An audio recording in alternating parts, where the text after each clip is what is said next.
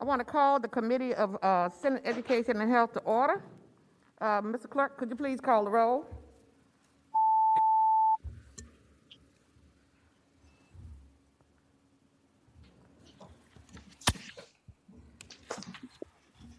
Madam Chair, you have a quorum. Thank you. This morning, I'm going to just kind of deviate a bit. I'm going to just go with the one bill that we have that's similar to Senator McClellan's bill, and that's House Bill 2086. And this should be a very simple bill. It's already passed the House 98-0, and the child care provider background checks portability. If I could get a motion on that bill, we could dispense with that one. It's been moved and seconded House Bill 2086 be reported. All in favor of that motion, please record your vote, yea or nay.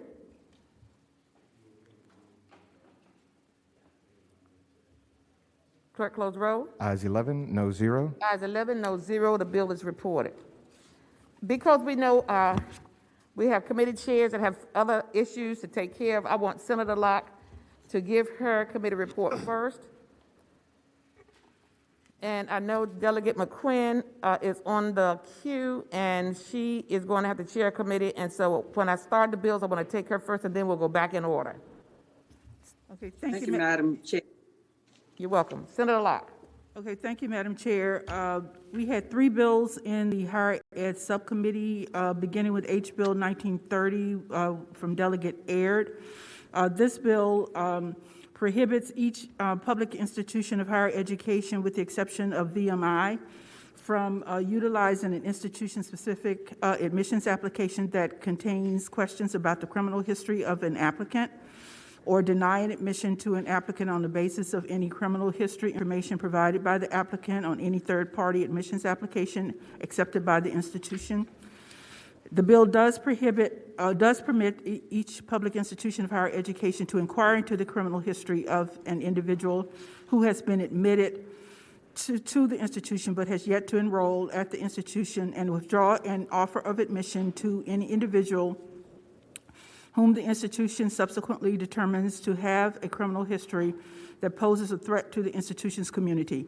We did have individuals to testify on this particular bill at the committee's meeting. And after that public testimony, it was recommended that the bill be reported with an amendment, and I do move the amendment. You've heard the question about the amendment. All in favor of agreeing to the amendment, please say aye. Aye. Those nays have the same right. Amendment passes. Senator Locke. Okay, and with that amendment, we recommended that the bill be reported as amended on a motion of 3-1. And I do move that. It's been moved and second that the bill be reported as amended. That is House Bill 1930. All in favor of that motion, please designate on the electronic voting panel.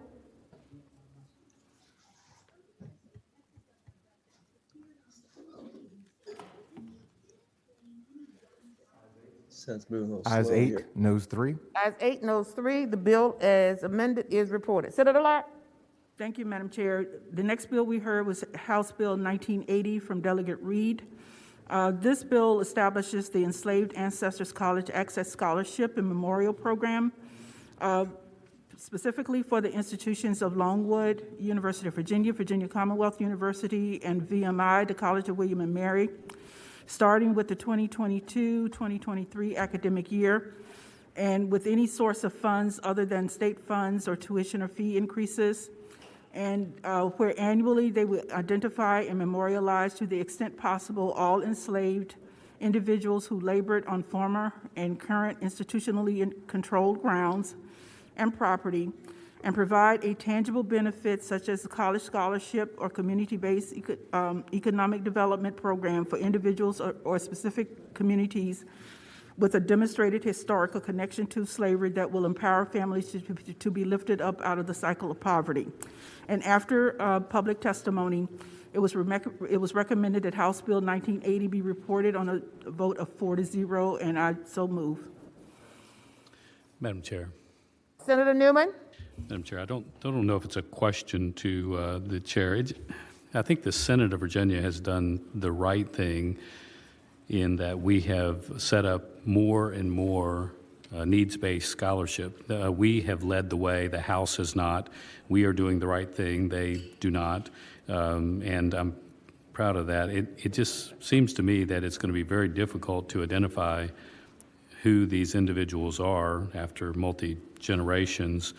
You know, I guess there's two ways to do it. One is needs-based and also helping the historically black colleges, which I think the Senate has also done, and others too. But this just seems like it is very specific, and I know doesn't appear to be state money now, but I guess if we have to choose, one way I think would be better, and that is that if an individual is well off, despite their background, they don't necessarily need to get these funds as opposed to those that are needs-based. So that's probably more of a comment. Any other comments by members of the committee? Senator Locke? I think we had a motion. Yes, the motion is to report. And I know we got a second. The motion is to report House Bill 1980. All in favor of that motion, please so designate on the electronic voting panel. Clerk, close the roll. Ayes 11, noes 3. Ayes 11, noes 3. The bill is reported. Senator Locke, you have one more bill in your subcommittee? Where am I? Is that 2120? Oh, yes, 2120. Madam Chair, this bill comes from Delegate King, and this bill requires the governing board of each public institution of higher education to establish and maintain on the institution's website a listing of all board members, including the name of the governor who made each appointment and the date of each appointment. And this is basically a bill designed to provide, a listing of all committees created by the board and the membership of each committee, a schedule of all upcoming meetings of the full board, and its committees, and instructions for the public to access such meetings, an archive of agendas and supporting materials. And after public testimony, the committee recommended that that HB 2020 be recommended for reporting on a vote of 4-0, and I so move. It's been moved. Second. And seconded. House Bill 2021 be reported. All in favor of that motion, please designate. Nays have the same right. Clerk, close the roll. Ayes 14, no 0. Ayes 14, no 0. The bill is reported. Thank you, Senator Locke, for that report. I'd like to now turn to Delegate McQuinn and hear her bill, and that is. Good morning. Good morning. Good morning, Madam Chair. Good morning, Madam Chair, to you. I know you have a committee that you have to chair, so we want to take you out of order and let you go take care of your committee. Thank you, Madam Chair, for accommodating me. Yes, I have House Bill 2019. House Bill 2019 on page 3. Turn your attention to House Bill 2019. Go right ahead, Delegate McQuinn. Thank you, Madam Chair, and the members of the committee. Madam Chair, House Bill 2019 would require all public schools to stock albuterol in the event of an emergency for treating a student experiencing an asthma attack. As we know, children, well, not probably now, but children spend the most of their time or the majority of their day at school, and there are a number of reasons why they may not have an inhaler while they're there. Across the state, the United States, more than 6.1 million children suffer from asthma, which is a leading chronic disease among the pediatric population. And as of 2016, more than 129,000 Virginian children were reported to live with the condition. The numbers are rising, particularly as a result of COVID-19. So this will become even a greater challenge for families across this Commonwealth. And so this bill would actually, again, ask that schools would stock albuterol in the event of an emergency. Last year, we did pass something to look at this. And so there's already a structure that is set up. this would just require and asking that the bill last year permitted schools to stock a butyrol and set the structure up. This bill now requires them to stock it. And so I hope it be the will of the committee to look favorably upon this particular on House Bill 2019, again, to address this particular issue. It really is a matter of life and death. And I am one who have been personally affected, as I have, matter of fact, 2 grandkids with asthma, and one that it is really a serious and chronic situation that she deals with. And so it may be spurred on at any time. One of the other things that we are dealing with across the Commonwealth is so many schools that are older, and certainly the environment can trigger something like that. Poor air quality, mold, poor ventilation can trigger that at any time. So thank you, Madam Chair. And I believe there are individuals who may be in the queue who wanted to speak to this particular issue. Well, the bill has already been heard in subcommittee. So what we'd like to do to move the agenda along this morning is hear from members of the committee, and if not, I'd entertain a motion. Ready to report. It's been moved and second that the bill be reported. Clerk, open the roll. Madam Chair, Yes. this bill did have a substitute that was adopted in subcommittee. Delegate McQuinn? Yes, Madam Chair. Okay, we're gonna need to go back and redo that motion because there was a subcommittee. I mean, in the subcommittee, there was an amendment that was made to the bill. Madam Chair, I withdraw my previous motion. I move that the substitute be adopted. It's been moved and properly seconded that the substitute be adopted. All in favor of that motion, say aye. Aye. Nays have the same right. Okay, now we'll entertain a motion on the bill with the substitute. It's been moved and seconded that the bill be reported as amended, but the substitute be reported. All in favor, please designate. Thank you. Close the roll. Ayes 13, noes 1. Ayes 13, noes 1, the bill is reported. Have a good day, Madam Chair. You too. Thank you, Madam Chair, members of the committee. You're Thank welcome. you. Okay, we're going to go back in order now. We've heard from, the next committee report is going to come from Public Education Subcommittee. Thank you, Madam Chair. The first bill that we have is on page 2, HB 1736, and this is patroned by Delegate Donna Adams. And this bill asks that any individual who provides nursing services in a public elementary or secondary school is prohibited from using the title of school nurse unless that individual is actually a registered nurse who possesses an active license to practice in the Commonwealth. So it's a change in the title designation based on the license of the individual who is in the school. And I believe the delegate is here to speak briefly to the bill, if the chair would permit. Good morning, Delegate Adams. Good morning, Madam Chair. Good morning to you. Yes, go right ahead, please. Yes, thank you so much. HB 1736 designates that a registered nurse is as a school nurse in public schools.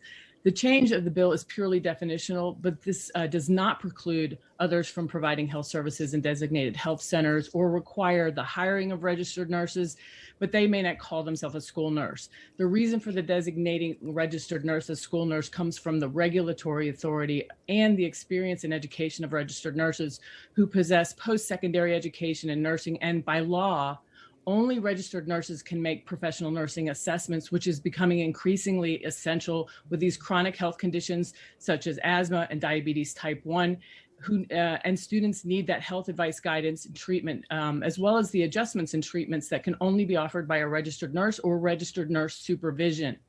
Already in this session, this chamber has passed a number of bills, such as Senator Donovan's SB 1307, that are concerned with the increased needs for care in schools, a trend that existed long before the pandemic, but has only become more relevant in the recent months. And as we grow our expectations of care in school, it's important that we have a transparent framework for how that care is provided.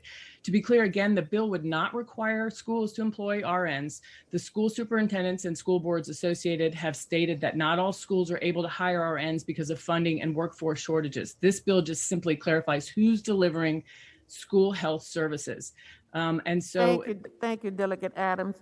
Thank you. I think we pretty much have the essence of the bill, and this bill is is required to go to finance. Madam Chairman. it has no Senator Cosgrove? Thank you. Madam Chairman, Delegate Adams, your bill specifically calls out registered nurses, and we all know there's a critical shortage of RNs in the Commonwealth. Is there some reason why an LPN could not fit into the same definition as a school nurse? Madam Chair, Senator, absolutely there is. And so what is really important to understand is that the law states that an LPN cannot function in the role of an LPN without supervision. So when we're talking about building services, right now, school nurses can hardly do anything, but they're being expected to pick up, more and more tasks. So what's important is to realize that we never have to have a registered nurse in every school, but we need to have the infrastructure that says this is the school nurse, this is an RN, this is what they can do, so that if you hire LPNs or you have health attendants that are parents, what have you, there's somebody who's supervising that structure, and it's very clear and transparent who that person is. And that is a structure that has not existed in schools. Does that satisfy your question, Senator Cosgrove? Well, it's an answer anyway. Thank you. Okay, thank you. Madam Chair, Senator Peterson? and I apologize, I'm just reading the summary here. We call people different things. For example, we call people professor, they may not have a PhD. We call people teacher, they may not be licensed as a teacher. What's the harm? I mean, we're going to have people oftentimes functioning in elementary schools that are not RNs, and they may have some training. They may be an LPN, they may not be. Is there a harm in having them referred to as a school nurse? I mean, is this a truth in advertising thing? What's the harm in calling them the school nurse? Madam Chair, Senator, I believe it is a truth in advertising. And what's really problematic is that some parents believe that there's a school nurse at their school, when in truth, they're just a neighbor who's given up their time to volunteer. And so the expectation, it really ups the expectation, which is potentially dangerous. Thank you. Madam Chair. Thank you, Delegate Adams. Senator Newman? Madam Chair, as I'm reading the bill, it doesn't appear that if you're an overly trained, more trained nurse practitioner, that you're able to hold this position. Madam Chair, are those people that are more trained than a registered nurse now going to be prohibited from being called a school nurse? Madam Chair, Senator, that's a great question, because I think there's so much misinformation about what nurses do. Nurse practitioners are registered nurses, therefore they would be qualified. Madam Chair, Senator Newman? I don't know if the gentlelady's correct. My wife is a registered nurse, and there are others that have moved on and no longer are a registered nurse. Instead, they're a nurse practitioner, and I fear that the bill might have an upside difficulty and a downside difficulty, where a nurse practitioner who has given up, they're no longer certified by the Commonwealth as a registered nurse, but a nurse practitioner, because they're overqualified, can't be a school nurse. And then if you have someone that Craig County, Virginia needs that may be under, maybe. So I guess that's my struggle, is that we have a problem on the upside and we have a problem potentially on the downside. Any other commentary from any members of the committee? Madam Chair, please. Delegate Adams. I actually have a doctorate in nursing, and I'm a university professor in health policy. Let me assure the senator that you cannot be licensed as a nurse practitioner without a concomitant license as a registered nurse. So I just want to be clear. We as nurse practitioners don't want to be called registered nurses because of our extended education and training, but we are still registered nurses and must be a registered nurse in order to be a nurse practitioner. Thank you, Madam Chair. You're very welcome. May I entertain a motion on the bill? A substitute motion, Madam Chair. Substitute motion. Madam Chair, the subcommittee recommends reporting on a vote of 3-0 with re-refer to finance, and I so move. It's been moved and properly seconded that the bill be reported. All in favor of that motion, please so designate on the electronic voting panel.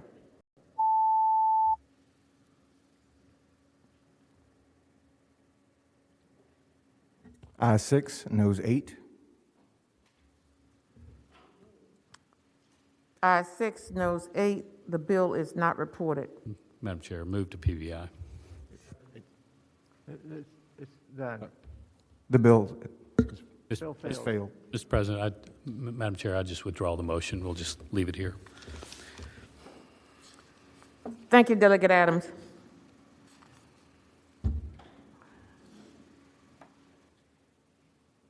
Senator Hashmi? Thank you, complete your Madam report. Chair. Thank you, Madam Chair. HB 1823, patroned by Delegate Askew, requires that public schools and child day programs all install a carbon monoxide detector in each classroom, requires that every building that was built before 2015 do so in every classroom so that we can prevent tragic situations. We did hear from community members who indicated serious issues when their children were affected by carbon monoxide poisoning. And unless there's any questions from the committee members for the delegate, the subcommittee did recommend reporting on a vote of 5-0, and I so move. It's been moved and second that House Bill 1823 be reported. All in favor of that motion, so designate.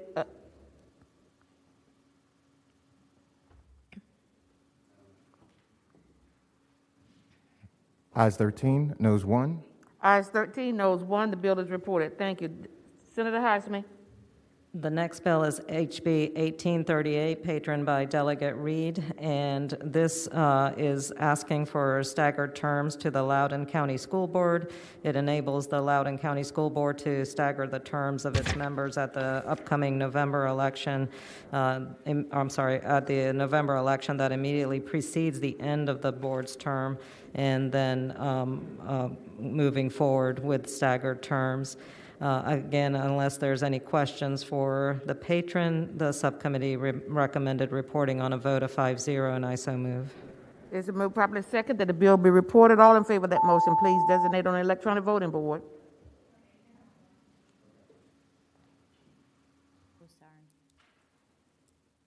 Ayes 15, noes 0. Ayes 15, no 0, and the bill is reported. Senator Hashmi. The next bill is HB 1865, patroned by Delegate Delaney, and this is a bill that we have seen in one form or another in the previous session. We've been reassured, peace in the valley now between the reading specialist as well as the advocacy groups, primarily Decoding Dyslexia, and it is requiring for early intervention in readings and diagnostics so that we can identify and assist our youngest students so that they are better able to progress academically, especially in identifying their concerns around reading issues. Again, if there's no questions for the patron, the subcommittee recommended reporting on a vote of 5-0, and I so move. It's been moved and second that the bill be reported. All in favor, please designate on the electronic voting panel. Noes have the same right. Ayes 15, noes 0. Ayes 15, no 0. The bill is reported. Senator Hashmi. The next bill is HB 1901, patroned by Delegate Subramaniam, and this is... Senator Hashmi, I have 1909. I'm sorry, what did I say? I meant 1909. Okay. My apologies. And this is the establishment of a gun-free zone around allowing the school board to deem non-school zone property that it owns or leases as a gun-free zone, and also prohibits individuals from possessing, purchasing, transferring, carrying, storing, or transporting firearms or ammunitions in this property unless those individuals are law enforcement officers or qualified retired law enforcement officers. In the subcommittee, we heard testimony that supported the bill, and if I recollect correctly, no one spoke in opposition to the bill. The subcommittee recommended reporting on a vote of 4-1. If there are any questions, I believe the patron is available to answer. Madam Chairman. Senator Cosgrove. Senator Cosgrove. Thank you, Madam Chairman. Looking at the bill, you know, when people come in and want to do developments. A lot of times they proffer property to be set aside as a site for a future school, that type Absolutely. of thing. And it may be years before actually any development happens, on that site for any number of reasons, whether it's the economy or drainage or wetlands impacts or whatever. I guess I'd ask the question, does this bill allow the schools to say you can't have a gun on this property that's out in the country, even though there's nothing there? Madam Chair, Delegate Subramaniam here. I can answer that. This only applies to properties that the school board owns and leases. So if they do own the property, they could, but it's really up to the school board. This is a local option. So if the school board feels like it's necessary to do that, it could, but it doesn't need to or have to. Madam Chair. Thank you. Senator Peterson? I guess right now under state law, you can't bring a gun under school property. That's state law. If you have non-school property, I'm just trying to envision what would a non-school property owned by the school board, what are we talking about? Madam Chair, I would tell the senator he makes a good point. He's correct that school properties can be and are gun-free zones, but I'll give you an example. In Loudoun County here, Loudoun County School Board asked me to put in the bill in part because they want to be able to regulate how firearms are treated during their own school board meetings in their administrative building. They own their own administrative building, but they're not able to set the policies for their own administrative building because no law like this is in place. Last year, this body passed legislation allowing localities, like boards of supervisors, to set their own policies for their own buildings. Yes. But council, let us know that that did not extend to school boards. And so that's why this. Can I suggest a friendly amendment then, Madam Chair? Senator Peterson? I have no problem that administrative buildings, if they want to designate it as a gun-free zone, just like we passed last year with city councils or county boards, I have no problem with that.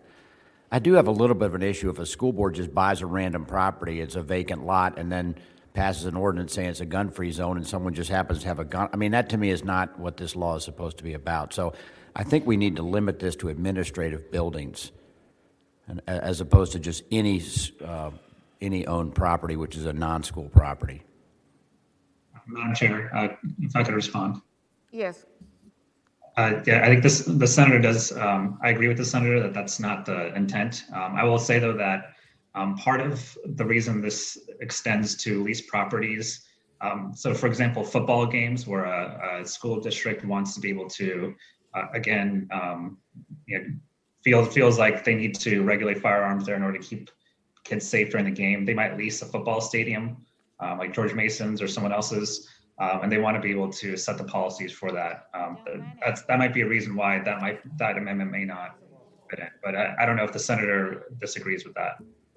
I'm hearing a lot of murmuring going on in the background. So if any of the members of the committee would like to be heard from, Madam Chair, please let me know. Senator Peterson, first of all, I want to thank the delegate for my longtime support of a football stadium at George Mason University, which is yet to come to fruition.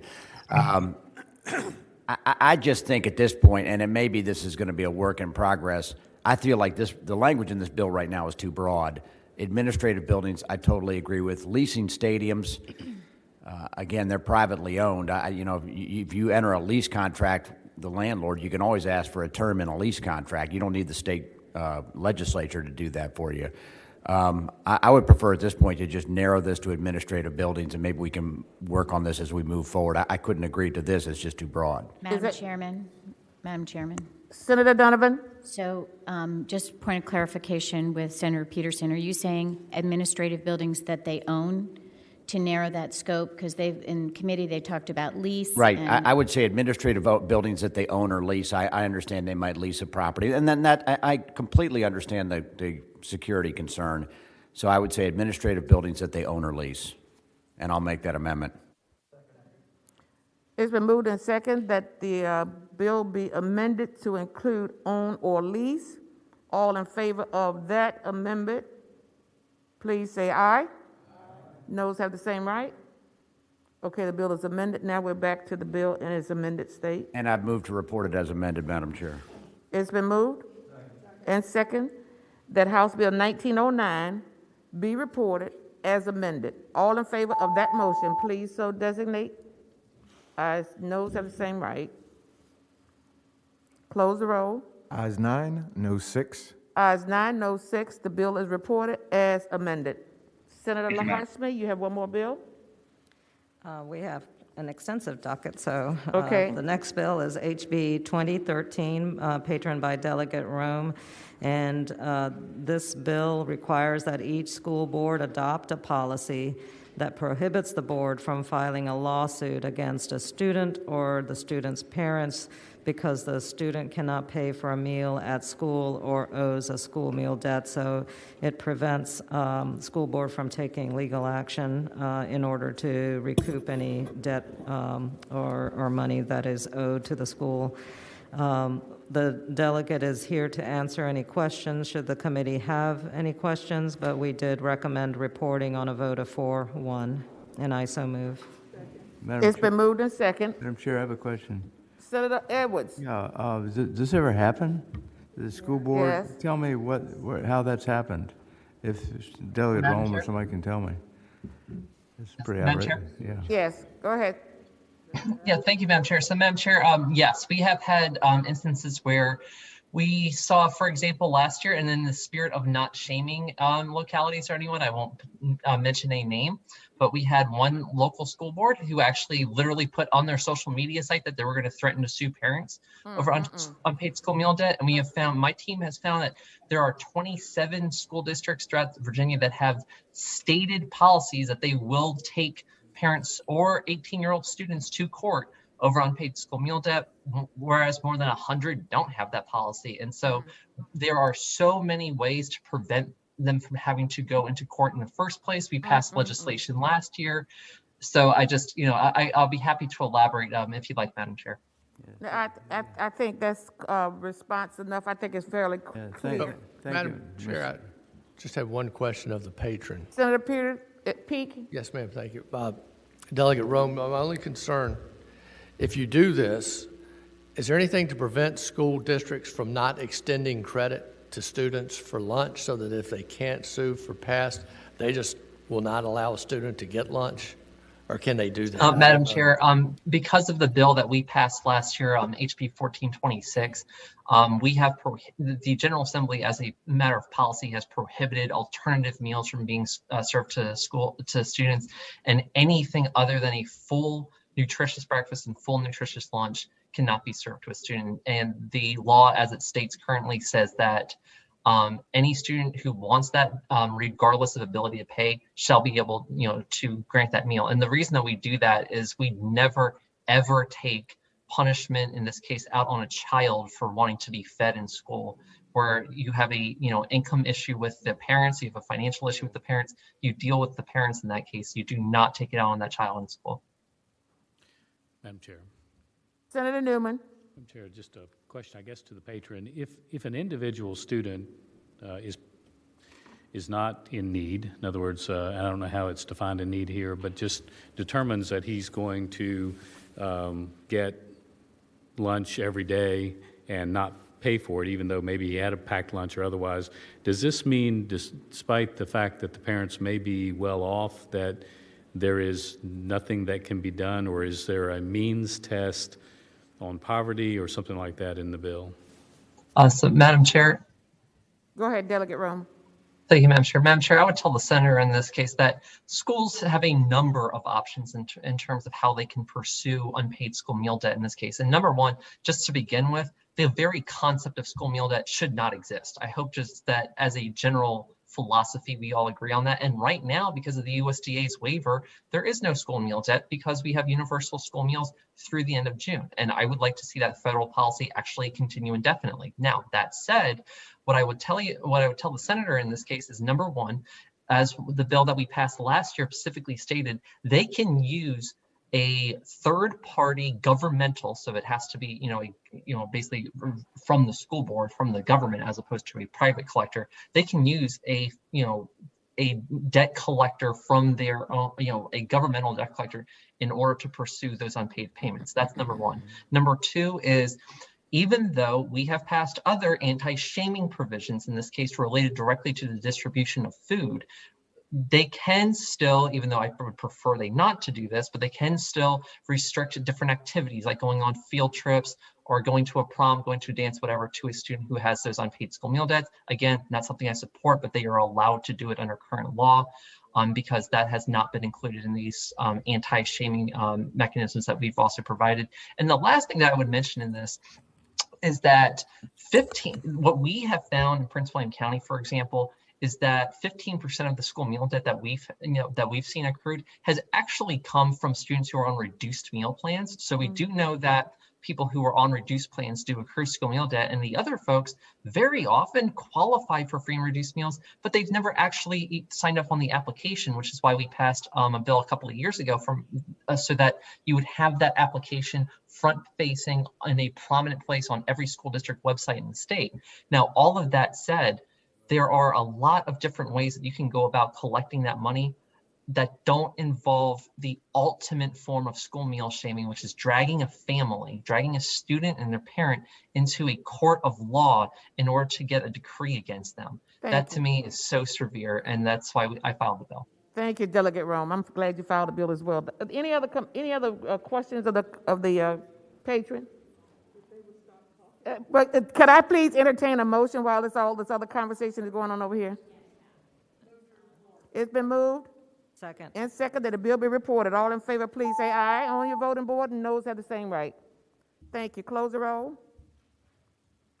Ayes 13, noes 1. Ayes 13, noes 1. The bill is reported. Thank you, Delegate Rome, for bringing that bill. Thank you, Madam Chair. I'll be back with one more. Madam Chair, Delegate Rome has another bill, and I'd like to skip to page 5 and yes, Delegate Rome. I'll take up HB 2135. HB 2135 is before the committee. Delegate Rome. Madam Chair, if I may present the bill.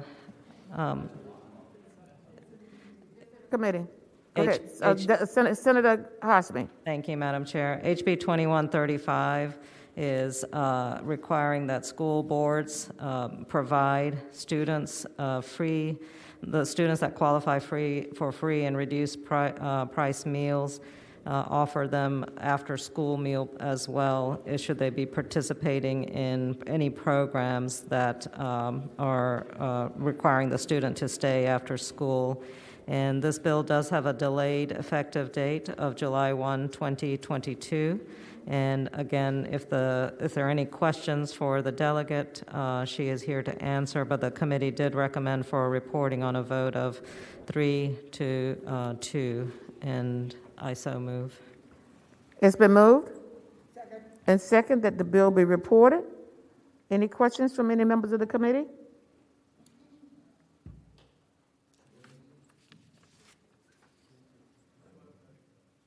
Hearing none. Madam Chair, Senator Peterson. I'm trying to read the summary here. What is this? And I mean, obviously there was opposition. What are the issues here? It's an after-school feeding program. It's like the wraparound program that you have, very much similar to Head Start programs. But I'd like for the delegate to come in and explain the bill. Thank you, Madam Chair. I'll be happy to, with your permission. Yes, go right ahead, Delegate Rome. Thank you, Madam Chair. So, Madam Chair, basically what happens is that right now there's a federal program that we refer to as the Federal After School Meals Program. That's it. And so basically this is provided, it's specifically targeted in high poverty areas. And so or areas where you do have a lot of students who are on free and reduced meals in the first place. And so what the bill does here is it says that you've got to have that after school enrichment program, and at the same time, because that's part of what qualifies here. But we also very, very much support in this legislation existing after school meal programs or existing partnerships, right now that basically we want to encourage those after school activities so that students who are, whether they are playing sports, whether they're, have an after school academic exercise, whatever it is, that food is going to be prevalent, it's going to be available for them, because this is a federally funded program to begin with. So it's certainly not an unfunded mandate. We are literally saying there's money on the table. Please take this money for us to do this. Exactly. And it provides food for children. Thank you, Delegate Rome. I had oversight for a program like that when I was Head Start, executive director of the STOP organization. They had a Head Start program, and it did provide meals for a lot of kids who were at risk in their communities. And so I thank you for bringing the bill. Senator Hodgman, or is any other member of the committee have any questions of the patron or any commentary? Madam Chair. Senator Howell? I guess this is commentary, but I doubt there is a single school in this Commonwealth that doesn't have some students who are on free and reduced lunch. But this bill is only for those that have 50% or more of their students on free and reduced lunch. So I think this is an important step, but I do view it as a first step. Yes, exactly. And just to make sure that everybody understands, this bill is very much like the wraparound program that you have with the Head Start program, which is a federally funded program as well. Any other comments from members of the committee? Senator Donovan. Madam Chairman, just to comment, just to advocate for my locality, the one exception to the value of this is localities that have already set up after-school programs from the community that are more cost-effective than going through this process. So it's a different way to get to the same solution. And I believe, and I'll ask the patron again, I believe that this bill has an exception for them so that they can continue with that program because they've already found a solution before this that is more economical. That is Madam correct. Chair. That's correct, but I'll let the patron respond. Thank you very much, Madam Chair. Madam Chair, I would tell the senator that yes, that's correct. And as we discussed in subcommittee, when you go to read the text of the bill, we specifically mentioned that in there because we very, very much want to encourage existing programs that are doing it right to keep on going. Because why should we penalize any of the senators, local school districts for taking the initiative to do the right thing? And so one of the sections I would just point you to here is in section C, where it says, nothing in this section shall be construed to prohibit any school in the local school division from applying to the department to participate in the program if that school offers after-school programs that provide organized, and it's numbers 1, 2, and 3, if you'd like to read it. Thank you, Delegate Roman. And that information did come out of the subcommittee. Am I not correct? Yes, Madam Chair. Yes. Thank you. Senator Hodgman, I think there's a motion on the floor. Move to recommend reporting.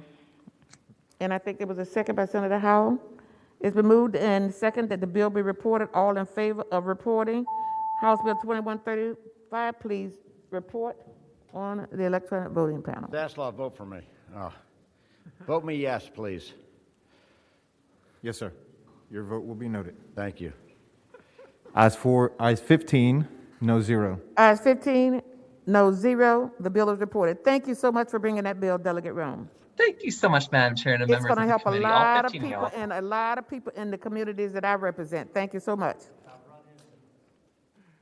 Senator Hodgman. Thank you, Madam Chair. The next bill, if we can go back to page 4, is HB 2027, patroned by Delegate Coiner. And this is the standards of learning assessments for reading and math. It is a measurement of individual student growth, and it's requiring our Board of Education to establish, in the place of just a one-time end-of-year assessment, to measure student growth through staggered assessment processes. First, at least one assessment at the beginning of the year, at least one at the end of the year, and be better able to track our individual students and their ability, their growth in skills and knowledge and abilities. This bill is similar to SB 1357, patroned by Senator Donovan, but not quite identical. We did, in the committee, ask Senator Donovan to work with the delegate to reconcile the two bills or to come to some agreement, and I would ask Senator Donovan to address what the results of that conversation might be. Senator Donovan. I believe that there are some line amendments that are available today, and you want me to explain those differences? Is that correct, or you want to move the amendments? I would like for staff to explain it to me, please. Okay. Madam Chair, there are 3 line amendments to the bill that will make it identical to the senator's bill on the House side currently. On line 93, after beginning of year, we're going to insert one mid-year. On line 267, after the word "the," we're going to strike 2024 to 2025 and insert 2022 to 2023.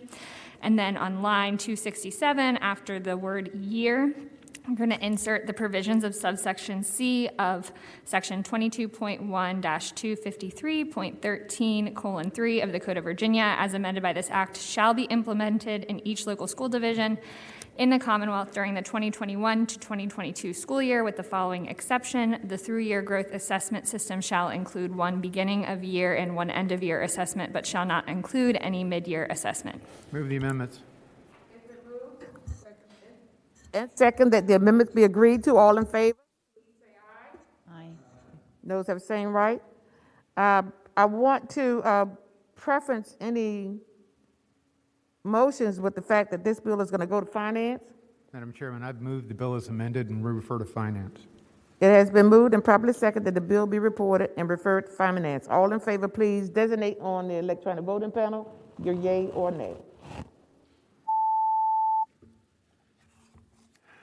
Close the roll. Ayes 15, no 0. Ayes 15, no 0. The bill is reported and referred to finance.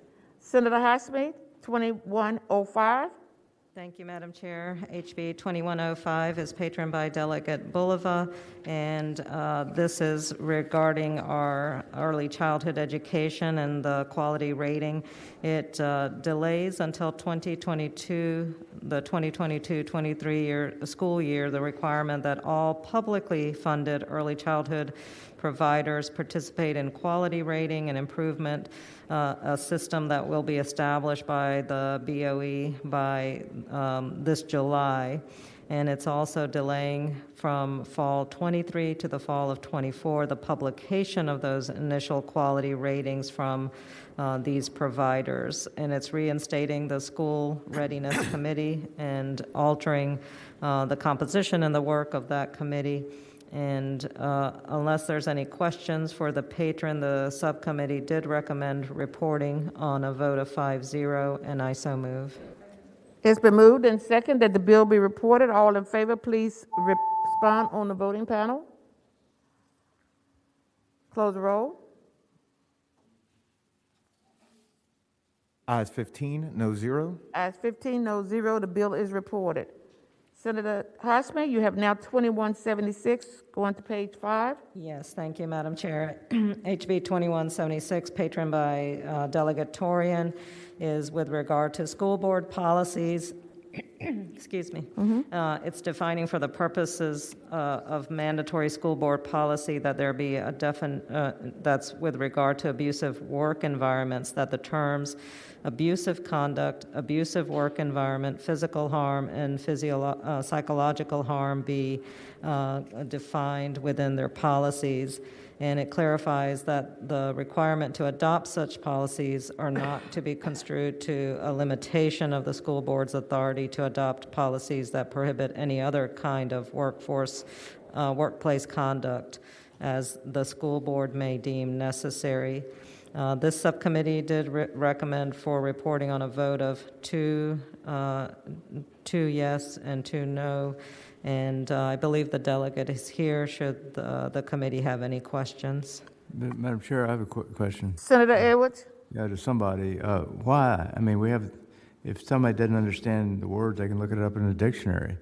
I don't understand why we're having to define words. I don't get it. Maybe somebody can explain it. Highsmith. If the delegate is here, I would ask that he respond to the senator's question. Chairman Torian. Yes, good morning, Madam Chair. Good morning. Good morning, Mr. Chairman. I would say to the senator, I do not see any harm in providing the definition in the code. There's no harm in it, so that folks do not have to go look it up. We're providing it for them. I'm sorry, what is that again? I missed what you said. Madam Chair, I would say to the senator, he asked, his question was that if people wanted to know the terms and definitions, they can look them up themselves. And my response, Madam Chair, to him is that opposed to having folks to go and look up the definitions for themselves, we're simply providing them in the code for them so that they are readily available. Well, Madam Chair, why do you need it, though? I mean, what is the harm? What are you trying to cure? What's the problem? I guess we could say that about a lot of bills we introduced, Senator Edwards, but go ahead.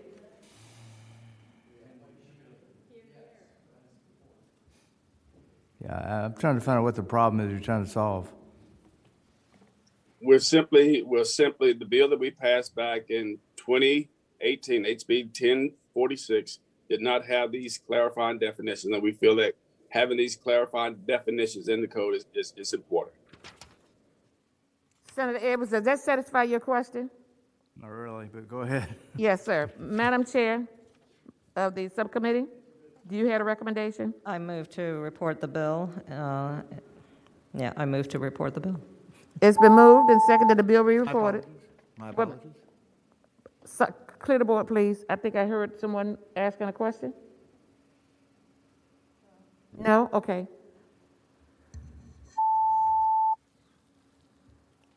Close the roll.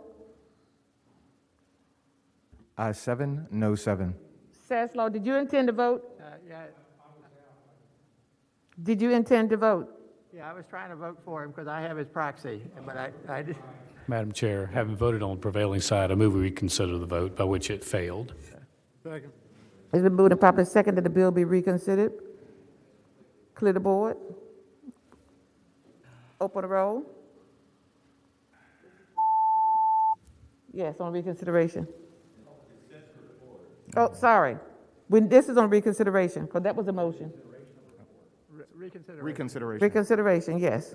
Okay, this is reconsideration. Thank you. 15-0. Now, the motion My is... apologies. Now, Madam Chair, my apologies. I will put up reconsider right now. I had the wrong motion up. okay, all right.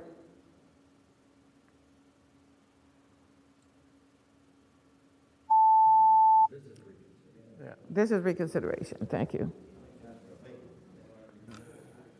Thank you. Now, the motion with Senator Sasslaw wanting to vote. Okay, all in favor of the motion, please designate those. Motion to report, ma'am? Yes, motion to report. Yes. Who made the motion? I made the motion. Senator Hospi made the motion. Senator Howell seconds. All in favor of the motion, please so designate. Close the roll. Ayes 8, no 7. Ayes 8, no 7. The bill is reported. Thank you, Senator Torian. Delegate Torian. Chairman Thank you, Madam Torian. Chair. Thank Thank you. you, Madam Chair. Senator Hashimi. Thank you, Madam Chair. The next bill is HB 2238, patroned by Delegate Corey, and this is directing our BOE to require that any private school for students with disabilities, as a condition for renewal of its initial license to obtain accreditation from an accrediting agency that's recognized by the Council of Private Education within 3 years of the initial triennial license that's been granted. So this is moving forward an accrediting ability for our private schools. And this bill reported out of committee on a vote of 5-0, and unless there's any questions for the patron, I so move. It's been moved and second that House Bill 2238 be reported. All in favor of that motion or not, please designate on the electronic voting panel. Close the roll, please. Ayes 15, no 0. Ayes 15, no 0. The bill is reported. Thank you, Madam Chair. Thank you so much for being with us this morning, Delegate Corey.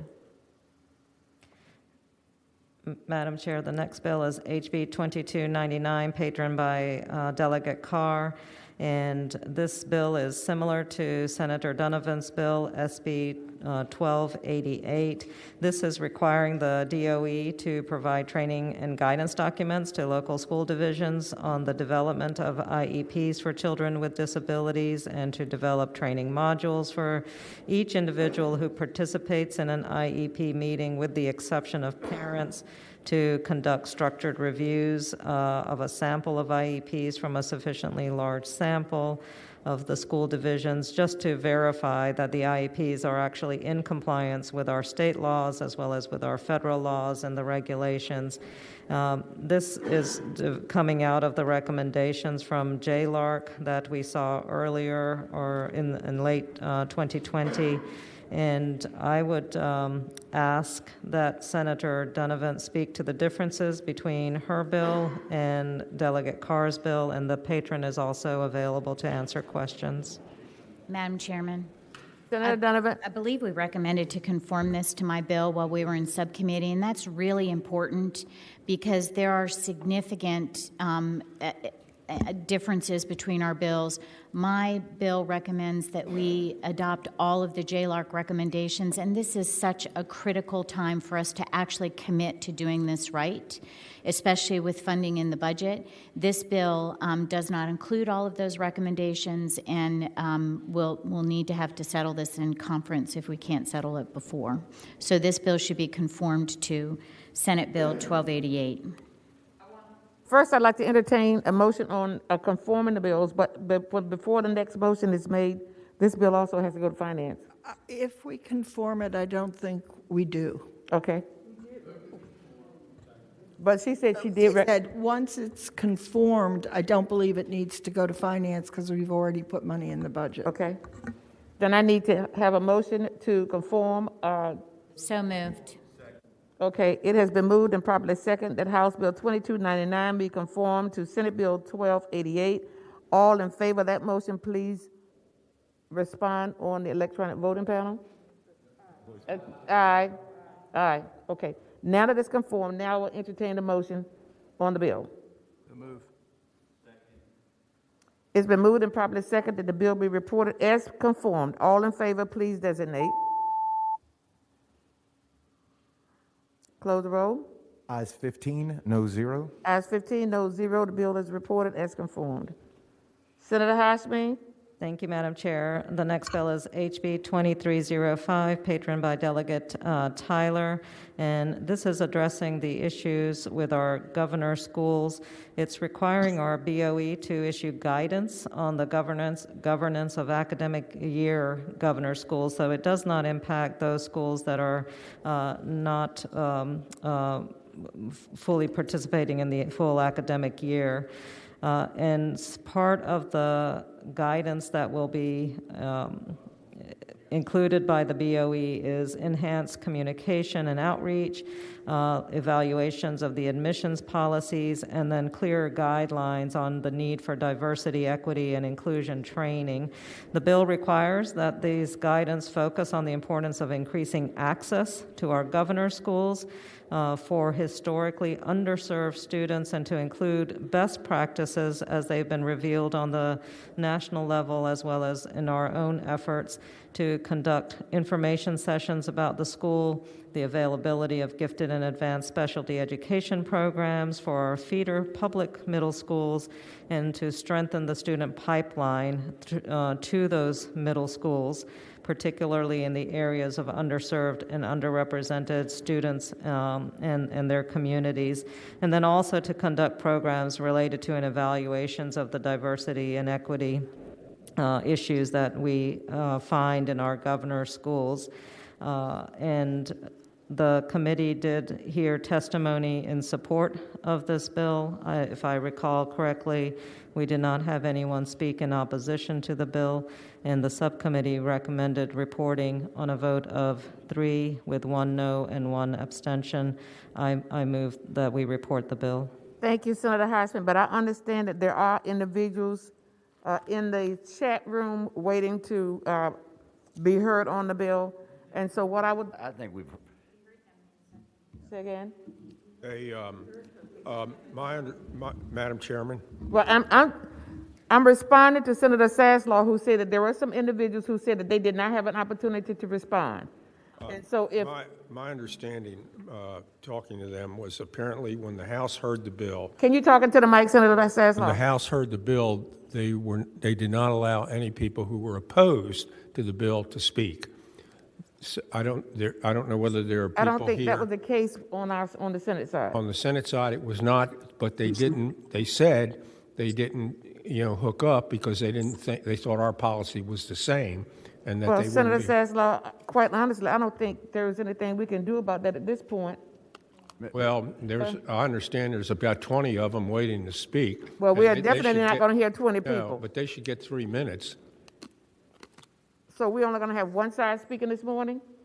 Well, you already heard the other side, I assume. Well, no, the full committee didn't hear the other side. Only the subcommittee heard the other side. Madam Chair. I'm having to recognize voices.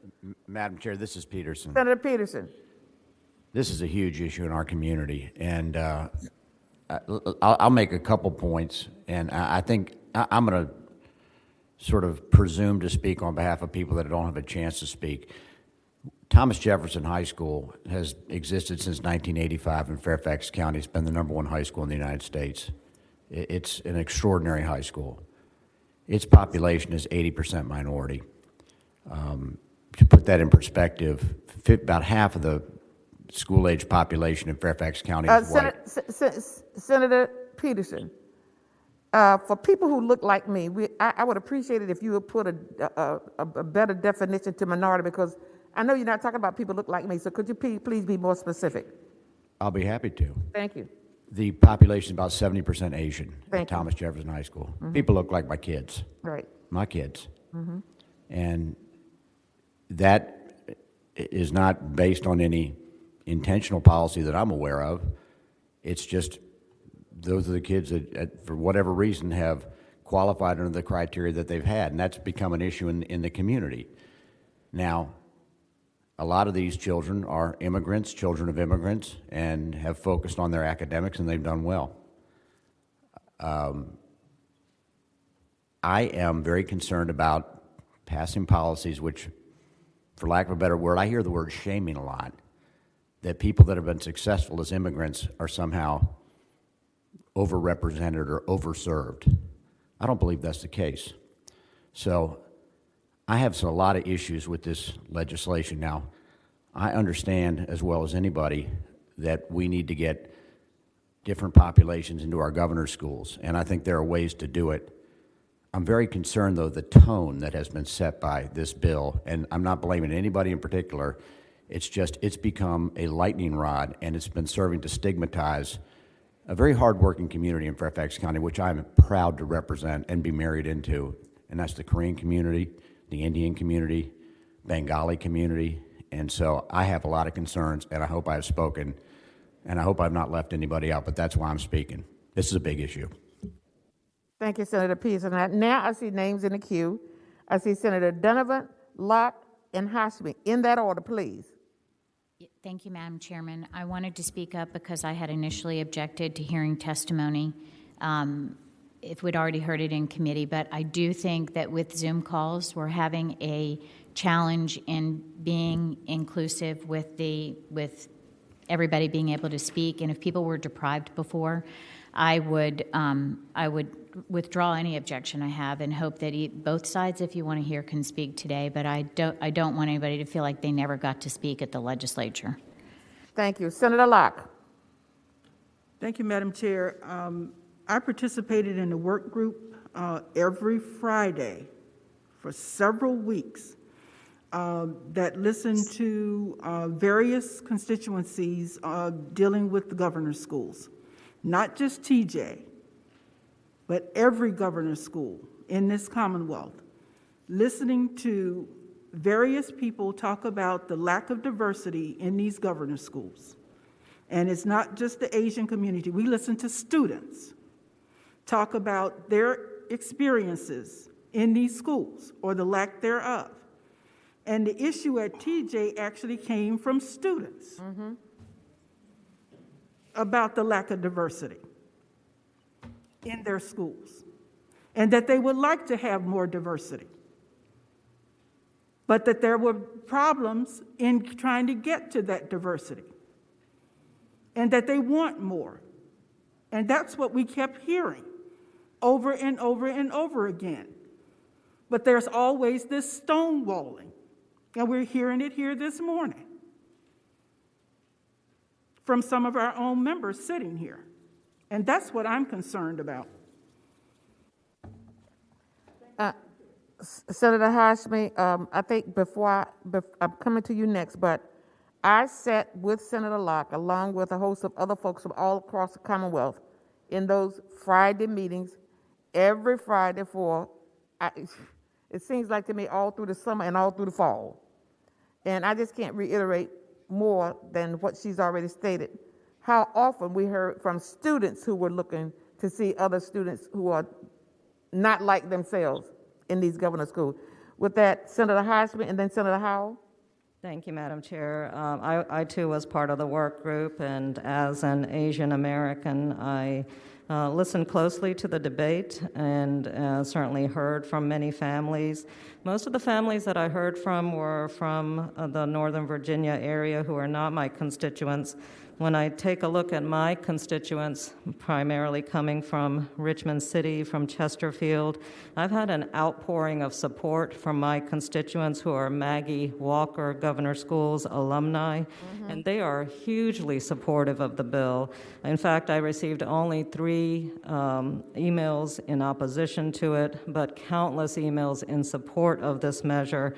And they spoke passionately about the need for diversity, the need to expand our student population, and particularly the concerns that we have from our feeder schools. When we talk about a merit-based system, we understand that the inequity that is set up from early elementary school all the way through middle school prevents the students who would bring great diversity, great promise, and offer much to enhance our governor schools. They are excluded by the educational system, the educational inequities that we have in place. I find it personally offensive when people make the argument that increasing diversity is somehow going to lower the academic standards. Yes. That is simply not the case, and it is offensive to make that argument. Thank you, Madam Chair. Senator Howell and then Senator Saslow. We hear it all the time. We didn't say he said it's into the If I could respond, who said that? That wasn't the emails that I received from a few folks who, and particularly from parents who made that argument regarding Thomas Jefferson. I did not say that committee members made that statement. My apologies if that was the implication that you received, Senator. No, I think what Senator Suderline may have heard is a statement that Senator Locke made in that some of our own members are being the stonewalls that's keeping us from making the progress that we so desperately need. I'll be happy to speak to that. Could I please hear from the others in the queue, and I'll come back to you. Senator Howell, Saslow, and Donovan. I was not on the committee that studied this for months and months, but it impacts my constituents quite a bit. And I think it is ludicrous that we have fewer than 20 African American and Latino students admitted to TJ. That's ludicrous from Fairfax County. It's insulting, I think, to people's intelligence if they would believe that. So I'm very supportive of this bill, and this has been a festering wound at our governor's school for many years, and it's time we lance it. Senator Saslow, then Senator Donovan. Okay. Madam Chairman, I don't think I'm the only one in this room, but I can tell you my emails ran almost 20 or 30 to 1 against what we're proposing to do here, overwhelmingly against it. And let me give you an idea of the percentage breakdown of the 4 or 5 municipalities that feed the school versus the breakdown that's in it. The Asian and the areas that feed it, jurisdictions, are Arlington, Fairfax County, Fairfax City, Prince William County, Manassas Park, and Loudoun County. They are approximately 61% Caucasian. The Caucasians in that school are 19%. The Asian community is about 16%. They are 70% of the school. The rest would be Latino and African American, and they would be the remaining percentages.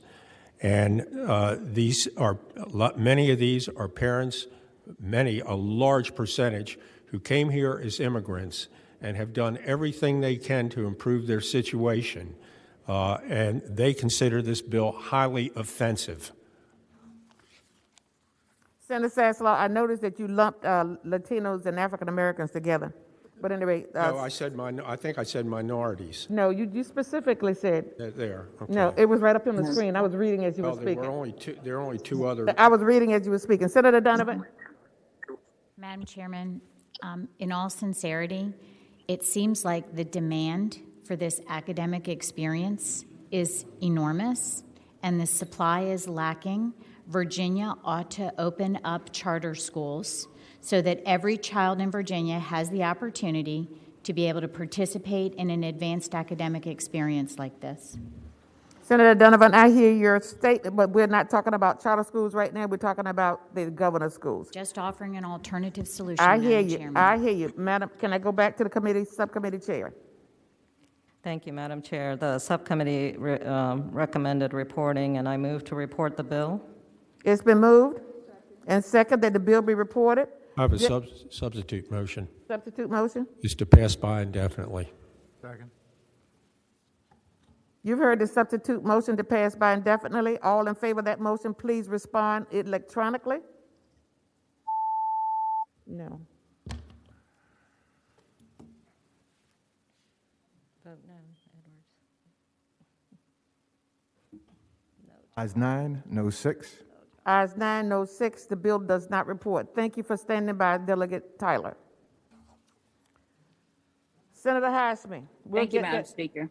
We'll overcome one day. Thank you, Madam Chair. I don't know either. The next bill is HB 2316, patroned by Delegate King, and this bill is regard to our special education and services for students with disabilities. It requires the DOE to update special education eligibility worksheets and clarify any ambiguity or vagueness in the eligibility criteria, and to provide the local school divisions with appropriate level of guidance so that they can make appropriate decisions. And this particular bill reported out of committee on a vote of 4-0, and unless there's any questions for the patron, I so move. Second. Okay.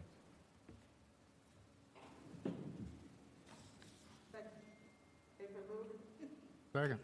I'm sorry, I had my mic off because I didn't want to say something inappropriate. But it's been moved and properly seconded that the bill be reported. All in favor of that motion or not, designate on the voting panel. Close the roll. Ayes 15, no 0. Ayes 15, no 0. The bill is reported.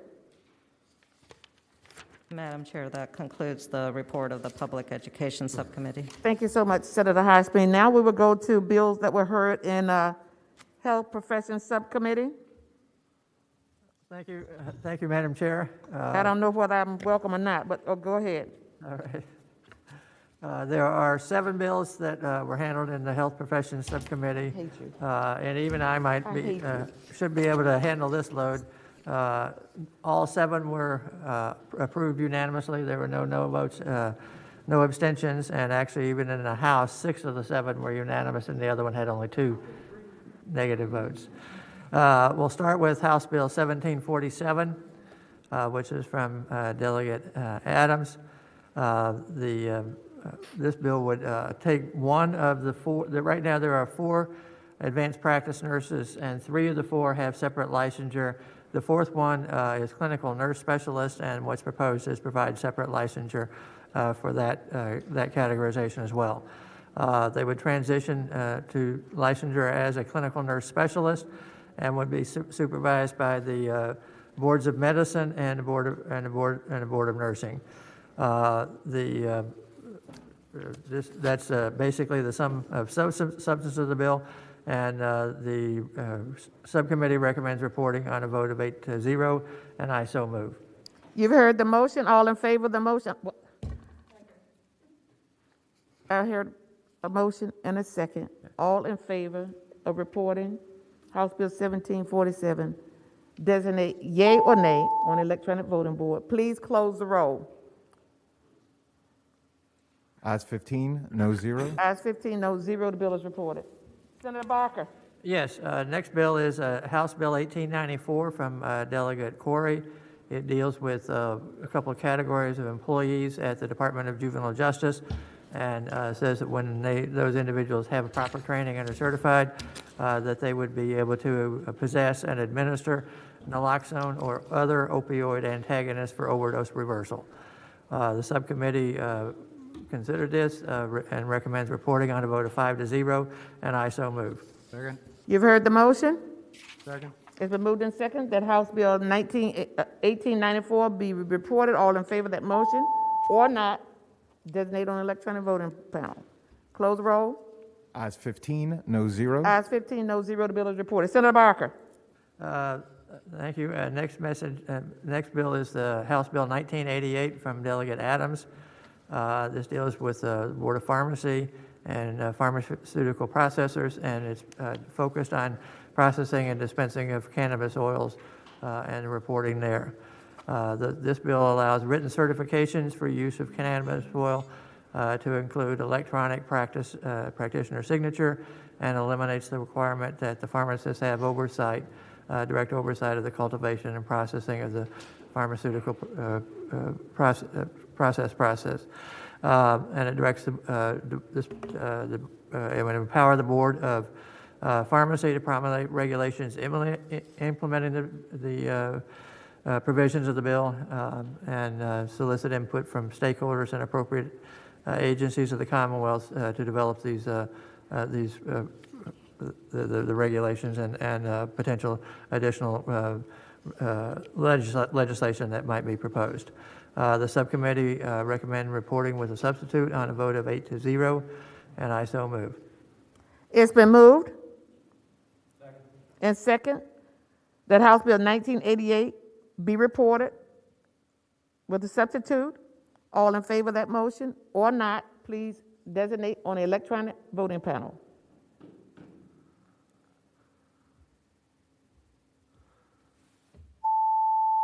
Close the roll. Ayes 15, no zero. Ayes 15, no zero. The bill is reported. Senator Barker, House Bill 2039. Yes, House Bill 2039 is from Delegate Rasool. It deals with the practice as a physician assistant. Physician assistants are in many ways somewhat comparable to nurse practitioners, but they work directly under a physician at all times, so there's no independent practice that is provided under the physician assistant licensure. And part of what is done here with this bill is to allow a physician assistant to have agreements with more than one physician or patient care team to participate. This bill was recommended by the subcommittee for reporting on a vote of 6-0, and I so move. It's been moved and properly second that the bill be reported. Vote, record your yeas and nays on the electronic voting panel.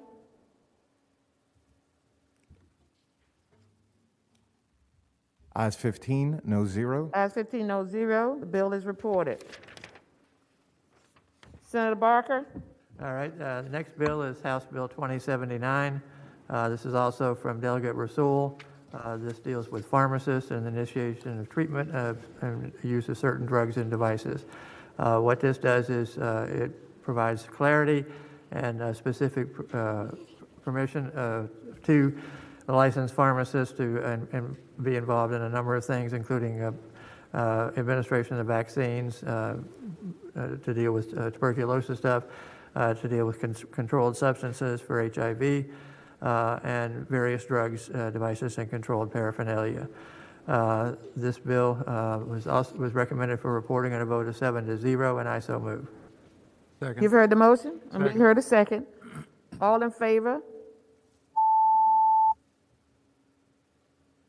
Close the roll. Ayes 15, no zero. Ayes 15, no zero. The bill is reported. Senator Barker. All right, the next bill is House Bill 2116. It's from Delegate Mugler, and it basically deals with the declared states of emergency and essential workers and funeral service licenses, and provides that the Board of Health or the Commissioner of Health, when they've made an emergency order or regulation, for the purpose of suppressing nuisance or dangerous actions to the public health or communicable contagious diseases, or the governor has declared a state of emergency, that persons employed by a funeral service establishment or a public medical examination facility shall be considered essential workers and be included in any group afforded priority with regard to PPE and administration of vaccines. This bill does have an emergency clause. The subcommittee recommended reporting on a vote of 8-0, and I so move. It's been moved and properly second that the bill be reported. All in favor? Madam Chair, this bill does have a substitute that came out of subcommittee. Okay, sorry about that. Senator Barker, you want to? I'll Let's move, reverse. I'll move the substitute. It's been moved and properly second that the substitute be agreed to. All in favor, say aye. Aye. Ayes. Okay. Senator Barker. Then back to the motion, the subcommittee recommended reporting of the substitute. It does say that here. I'm sorry I didn't read Yes, that you got it right this time. on a vote of 8-0, and I so move. Second. It's been moved and properly second that the bill be reported with the substitute. All in favor of that motion or not on the vote on the electronic panel? Thank you. Close the roll. Ayes 15, no zero. Ayes 15, no zero. Senator Barker, you have House Bill 2220. Yes, House Bill 2220, put forward by Delegate Hayes. This deals with the categorization of individuals as surgical technologists. There's been sort of an evolution of that over the last 5 to 10 years, basically professionalizing the surgical technologists, who are individuals who have basic training and are support personnel within the operating room in many surgery cases that are there. There's been provided some title protection, and that will be added here because it says that no one should hold him or herself out to be a surgical technologist or assume that that title of surgical technologist or certified surgical technologist unless the person is certified by the Board of Medicine. And right now, you have to be registered with the Board of Medicine. What this does is it moves it into a higher category where they're basically it's moving to the intermediate category between just registered and having a separate licensure category. The subcommittee recommended reporting on another 8-0 vote on this bill, and I so move. Second. It's been moved and properly second that the bill be reported. All in favor or not? Vote on the electronic voting panel. Please close the roll.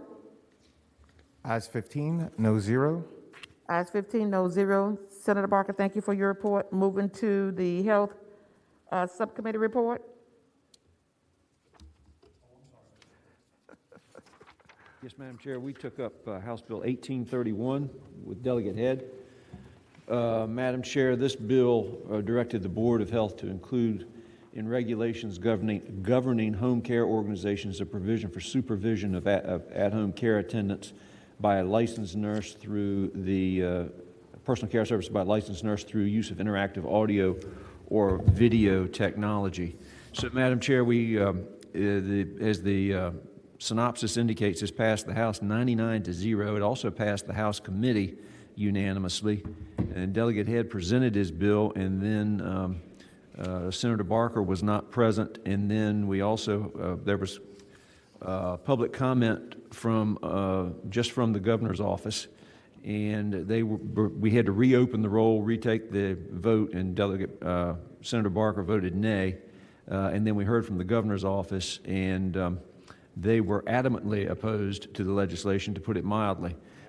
Yeah, and then it took them the entire passage through the House process before they developed a position on the bill, but they became adamantly opposed when it got over here, apparently. And Delegate Head was able to respond. We also heard from the home care professionals organization in support of Delegate Head's legislation. And Madam Chair, I know it's a subcommittee report, but because of the controversy that ensued, Delegate Head is available, Madam Chair.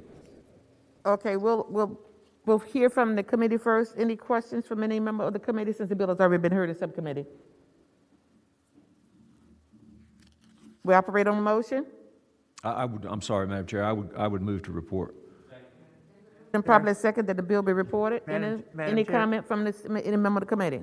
Madam Chair, Senator Barker here. Senator Barker. Yes, just to explain my no vote on this and to build on what Senator Lewis represented at the meeting.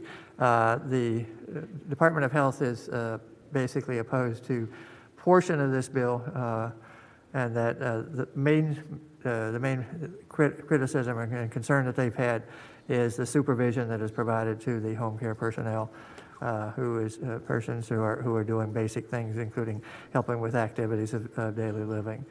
And what they they've looked over the last 2 years and identified a substantial number of complaints and issues that had to be dealt with in terms of provision of care. And a high percentage of those in 1 year, one of the 2 years, it was 58% of the complaints and the disciplinary actions that were taken were related to supervision. So there's a real concern that just supervision on the telephone is inadequate and does not provide appropriate protection for the persons who are receiving the care. Madam Chair, this is Delegate Head. If I might be able to respond to that. Yes, please do. Okay, thank you, Madam Chair and members of the committee. First of all, I appreciate the opportunity to be able to present to you today. And in the event that I am there and not able to answer adequately, I know that Marcy Tedderton, who's the Executive Director for the Virginia Association of Home Care and Hospice, is also here with us this morning. But the presentation that we had from the Department of Health when they came in late to the game, the difficulty is that they presented information that combined some things that should not have been combined. The statistics about complaints were related to skilled care and not to non-skilled care, first of all. And also, that is the concern that we have with this particular section of the legislation. What this bill does, to give you the lowdown on this, is a deal only with those portions of home care that are providing personal care services. The first section of the bill deals with provision of that supervision by a licensed nurse rather than an RN. This has been the standard practice and we even have a letter from the department that dates back 11 years authorizing this, although they have never gotten around to revising the regulations anytime in that entire process. So this is a standard practice of supervision. The second thing has to do with supervisory visits through the utilization of telehealth, and the verbiage of utilizing supervisory visits for telehealth mirrors what we have seen, first of all, in other sections of the code for other portions of the healthcare community, and also mirrors what we have seen in the Medicare side of home care provision for these same services, and has off and on in some fashion or other for upwards of 20 years. So this is not anything particularly new. And on the part of the Office of Licensure and Certification, the personnel there that have expressed concerns about it have been apparently confusing the difference between a supervisory visit and an assessment visit. Those are two separate categories in regulation. Assessment visits have to be performed in person, but supervisory visits frequently are not directly to the person providing care, but oftentimes are visits that are done when the aide is not there, so that you can talk with the family members and talk with the person receiving care themselves. And frequently that's just a lot easier to do, far less invasive, and you get more opportunity for response when you can do that telephonically. So that's really what this bill does. Again, I think Ms. Tedderton is here as well. If you'd like to hear from her, might be able to add some additional clarification. But again, this is nothing new. Further, I will tell you that the supervision by telehealth has been in place for this particular segment since the COVID crisis began. And we've had absolutely no incidences that I am aware of any problem with it whatsoever. And again, the supervision by LPNs has been something that's been done for the last 11 years, and the scope of practice and the survey guidelines are based around that already. This just simply codifies this and the things that have been standard practice for a while now. But Again, I think Ms. Tedderton is here. If you could hear from her, she might be able to add a couple of thoughts to that to help you clarify this issue.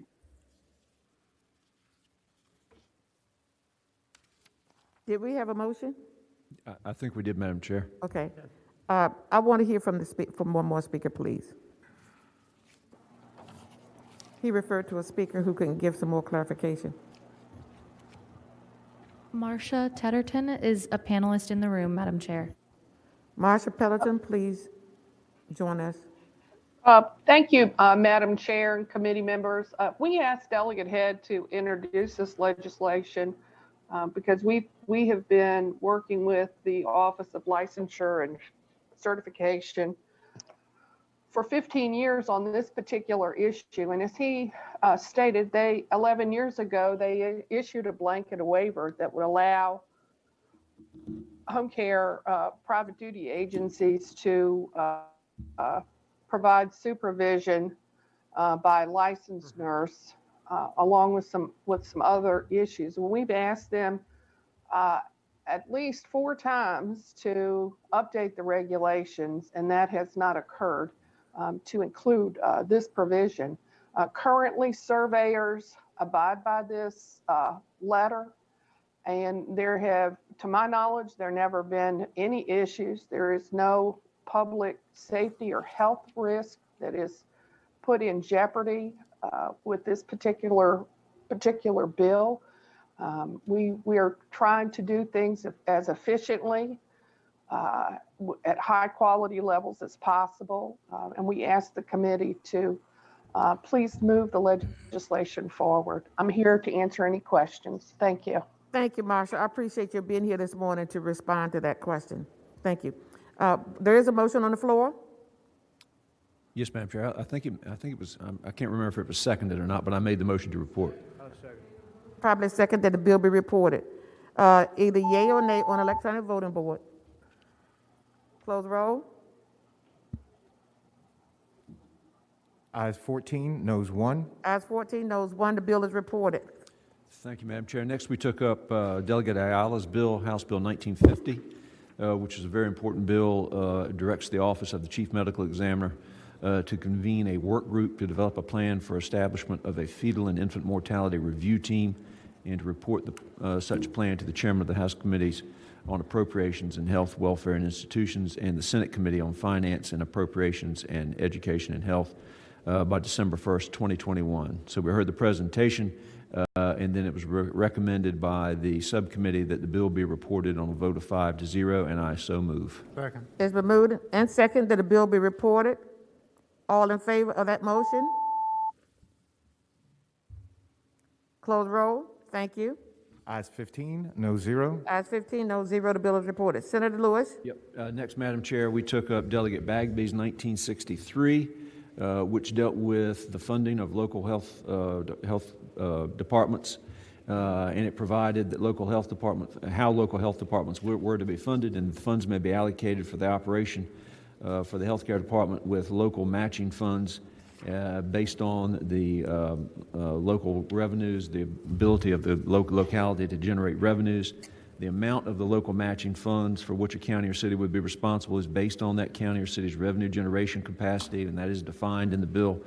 But in no case shall that amount be greater than 45% or less than 18%. The bill also provides for a biennial review of the locality's revenue generating capacity and adjustment of the cost share. And that is the bill, Madam Chair. Madam Chair. And Senator Newman. Madam Chair, a question to the chairman. I'm just not sure. In some localities, the local health departments are what called deviating agencies. They're different, right? They have their own deal and they get a different funding. Did the subcommittee discuss the impact on deviating agencies? No, Senator Newman, I will say we did not discuss the impact on deviating. There was some discussion about the varied impacts on different localities, but not on deviating. We did not. And I don't know if Delegate I doubt he's in the room. Could you please check to see if Delegate Bagley, Chairman Bagley is in the room, chat room? Madam Chair, he is in the room. Okay, I'd like to hear from Delegate Bagley, please, before his bill gets sandbagged. Yes, Madam Chair, I am here as well as the Deputy Secretary of Health. Could you please begin the discussion, Delegate Bagley? Then I'd like to hear from the Secretary of Health. Thank you. Yes, I haven't had any discussion on, I believe it was Senator Newman just mentioned or just shared a question, and I don't have the answer to that. Madam Chair. Senator Newman? Madam Chair, I'm just a truth seeker here. I mean, I'm not opposed to the bill. Matter of fact, I think there's some value in the bill. I just want to make sure that it's not going to impact, maybe if the department can help, and if not, if it's going to go to finance, is that the anticipation? No, it is not. Okay. No. If not, then, well, maybe the good senator could answer. Senator Barker. Well, before I go to Senator Barker, I'd like to hear from the Health Department, please. Good morning, Madam Chair. It's Vanessa Walker-Harris, Deputy Secretary of Health and Human Resources. I don't have a specific answer to the Senator's question, but happy to provide that in follow-up, and did just want to convey the administration's strong support for this legislation, and thanks for Delegate Bagby presenting it for the committee's consideration. Thank you for being with us this morning. Senator Barker. Yes, Madam Chair and Senator Newman. There are 35 health districts around the state. There's a health department for each of those, a local health department. 33 of the 35 right now are basically part of the state system, so that the state does direct supervision. 2 right now have some quasi-independent status. Those are Arlington and Fairfax County right now. And there is, we did pass legislation in the Senate earlier in the session, or actually in the previous session, this year, to add Loudoun County to that has their somewhat independence.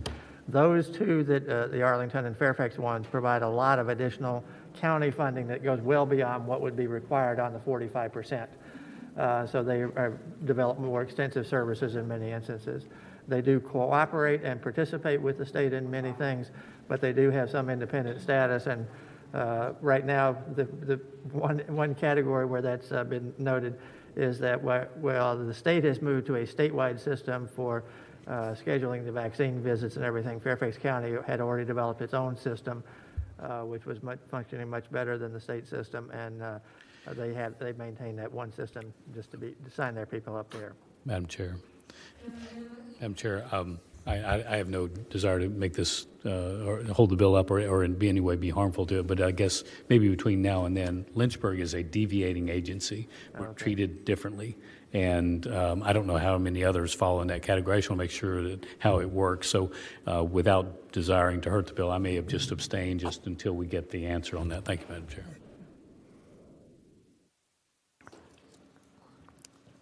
Madam Chair, Senator Peake. Senator Peake. A question to the patron or maybe the administration. What exactly are we trying to do here? What is the issue that we are solving, and what has the problem been? I think the statement was made by the Health Department. Could she please come back on the line, because she asked for Delegate Bagley to introduce this bill. Could you please come back on the line and explain why you asked for this bill to be introduced in the first place again? Yes, Madam Chair. Happy to provide a response. The formula by which we provide funding out to our local health districts has not been reviewed since 1954. And we know that over that course of time, there's been changes in the financial status of our localities. And our aim with this bill is to reflect that, so that the localities are able to use their current revenue generation to appropriately support the mission and work of our local health districts. The way we've formed the bill is that we have existing funding in the budget for the first year of transition, so that districts are held harmless. We expect that a little over 50 of our districts may receive a decrease in funding over time, and the remainder would have an increase in funding. That decrease is around about 10%, and the increase would be around 6%. And we're very much looking forward to the opportunity to review this on a regular basis, which is similar to how Department of Education sets up their review of funding, so that we can use current data to appropriately support our local health districts. Does that satisfy the reason why this bill was introduced? Yes, ma'am. Thank you, Madam Chair. Thank you very much. Thank you very much for coming back on the line. Senator Thank you, Madam Chair. Lewis.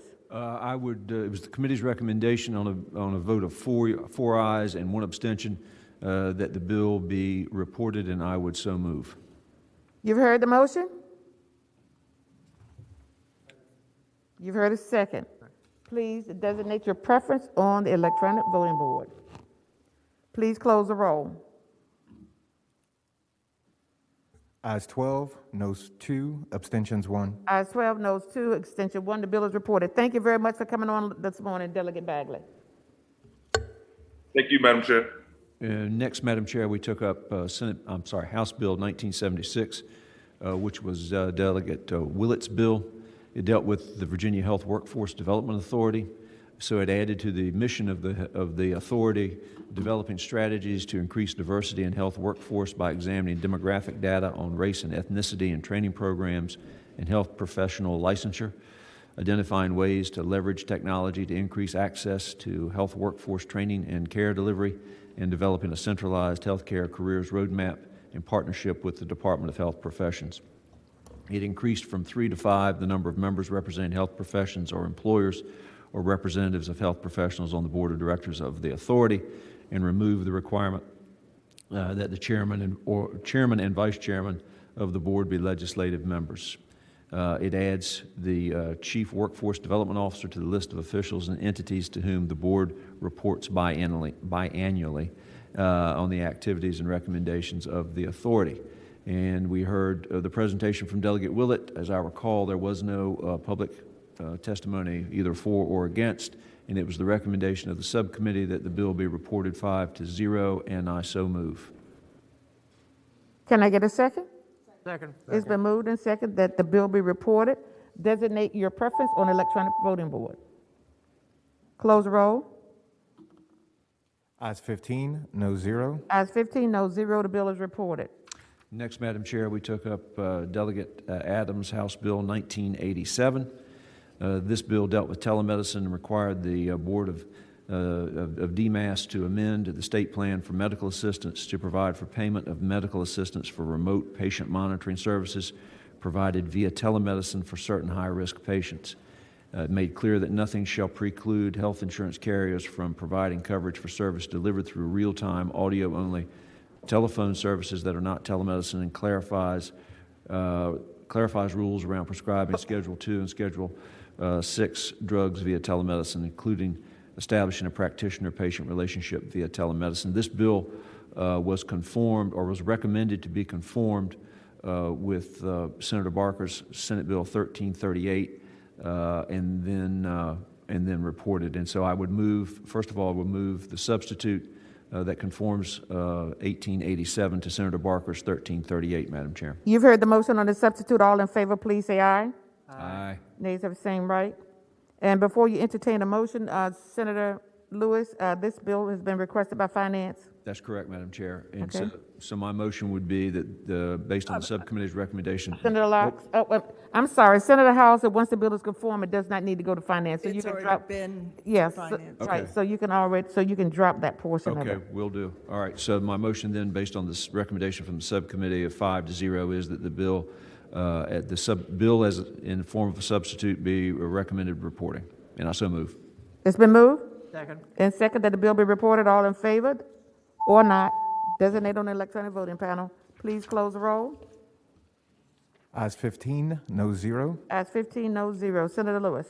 Next, we took up, Madam Chair, Delegate Sickles' Bill 2007, which deals with prescription drug prices and transparency, and basically directs the Department of Health to enter into a contract with a nonprofit data services organization to collect, compile, and make available on its website information about prescription drug pricing, and requires every health carrier, pharmacy benefits manager, and drug manufacturer to report information to prescription drug prices to that data gathering service to be posted on the website. And the bill provides that in any case in which the department determines that data reported by those individuals and organizations is insufficient, the department may require wholesale distributors to report certain data about prescription drug costs. The bill has a delayed effective date of January 1, 2022, and I believe there was an amendment that we adopted or recommended adopting in the subcommittee, and I would move that amendment. You've heard the motion on the amendment. All in favor of agreeing to the amendment, please say aye or nay. Aye. Nays have the same right. Senator Lewis. Now, Madam Chair, based on the presentation of Delegate Sickles, it was the recommendation of the subcommittee.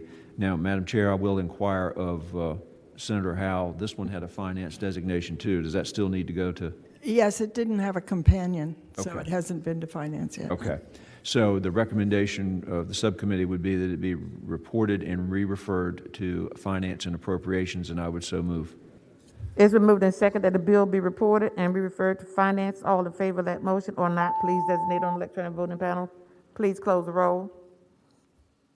Ayes 15, no zero. Ayes 15, no zero. The bill is reported and referred to finance. Senator Lewis.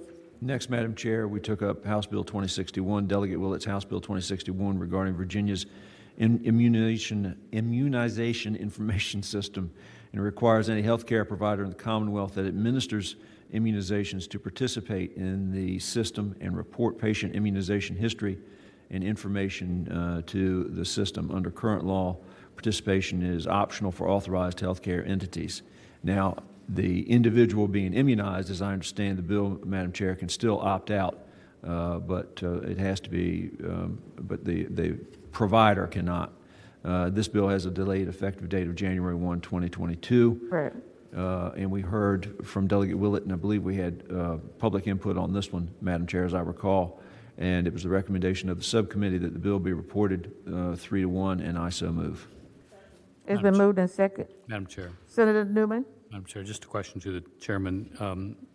Is this the same system that struggled a bit during the current pandemic, but they are going to continue to use it for regular?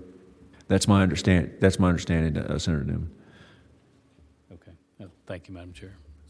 You're welcome, Senator Newman. Okay, there is a motion. Second. It's been moved and second that the bill be reported. All in favor, please designate on electronic voting panel. Nays have the same right. Close roll. Ayes 12, noes 2, abstentions 1. Ayes 12, noes 2, abstention 1. The bill is reported. Senator? Next, Madam Chair, we dealt with Delegate Lopez's 2124, dealt with the Department of DMAS and testing for treatment and vaccination of COVID emergency services, and it directed the Department of DMAS to, during a health emergency related to COVID, declared by the United States Secretary of Health and Human Services, deemed testing for treatment and vaccination against COVID to be emergency services for which payment may be made pursuant to federal law for certain aliens not lawfully admitted for permanent residence. Obviously the bill speaks for itself, and it's my understanding, I think Senator Barker may have some information on this, there was some understanding that there would, since it was reliant upon the declaration by the United States Secretary of Health and Human Services, that the funding might not be an issue for that. Is that correct, Senator Barker? Madam Chair? Senator Barker? Yes. Yes. First of all, there's most of the services that are being provided related to the pandemic are free and available. Vaccinations are free for everybody who does not have coverage for that. And in addition, I did have asked Delegate Lopez to check, and he's verified that other states are able to receive the reimbursement under the emergency Medicaid program for anything that is done that would not be covered under the program, so or the pandemic program. So therefore, this is basically funded through the federal government for these short-term services. All right. So, Madam Chair, based upon the presentation of Delegate Lopez, the subcommittee recommended reporting 3-1 and also reporting and referring to finance. And so I so move. You've heard the motion to report and refer to finance, and Senator Howell seconds. All in favor of that motion?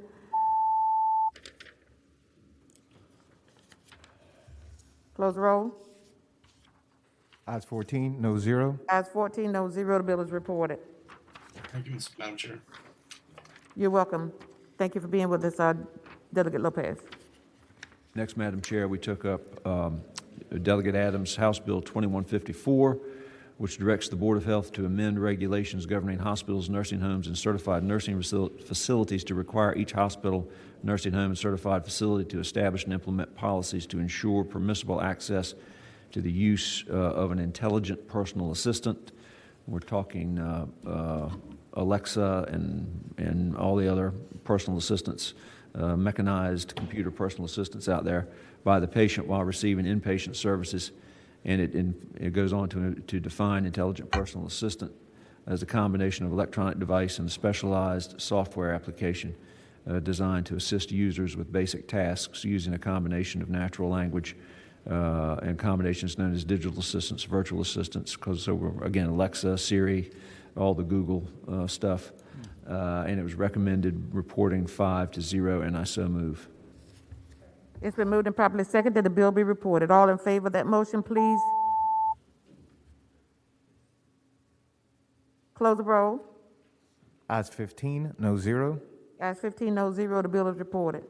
Next, Madam Chair, we took up Delegate Tran's House Bill 2162, requiring every medical care facility to allow a person with a disability who requires assistance as a result of such disability to be accompanied by a designated support person who will provide support and assistance necessary to this specific person's disability.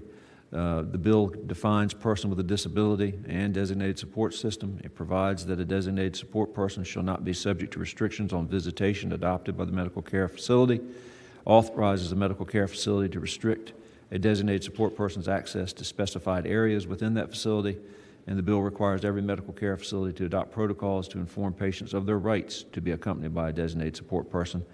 The bill contains an emergency clause and directs the Board of Health to adopt emergency regulations within 280 days of the bill's enactment.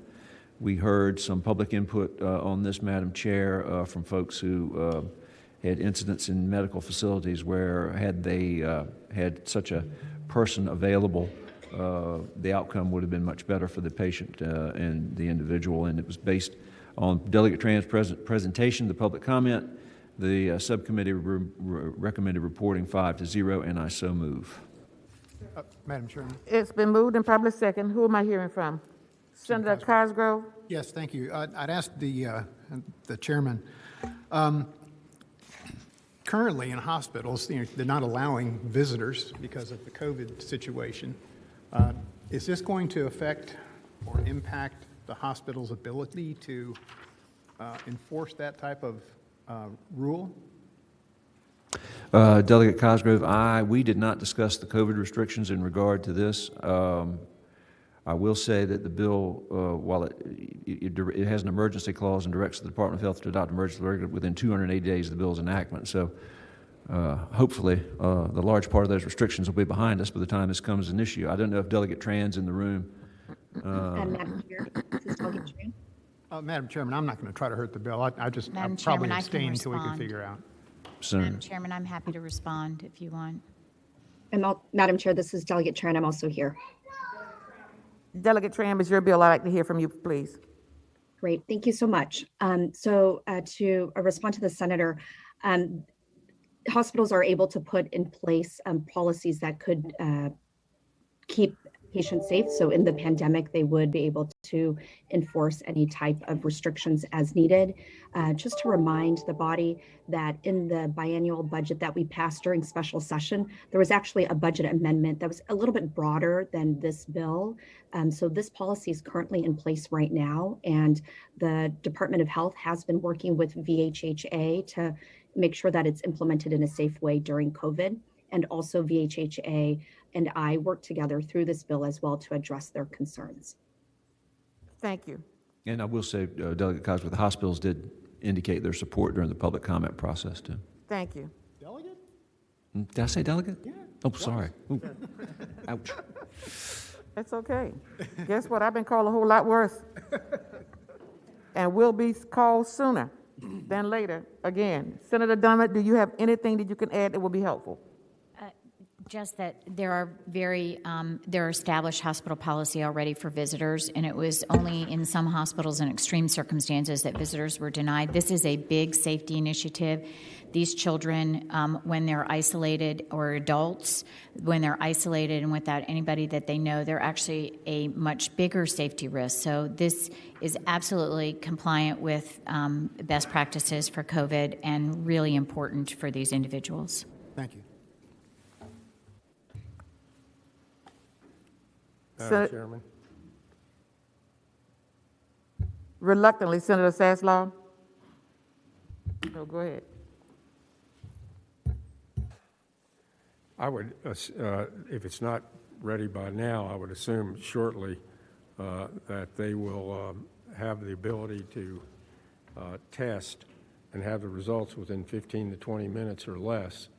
And certainly by the time this, I think, would kick in, even though I think it's got an emergency clause, I would think the problem would resolve itself.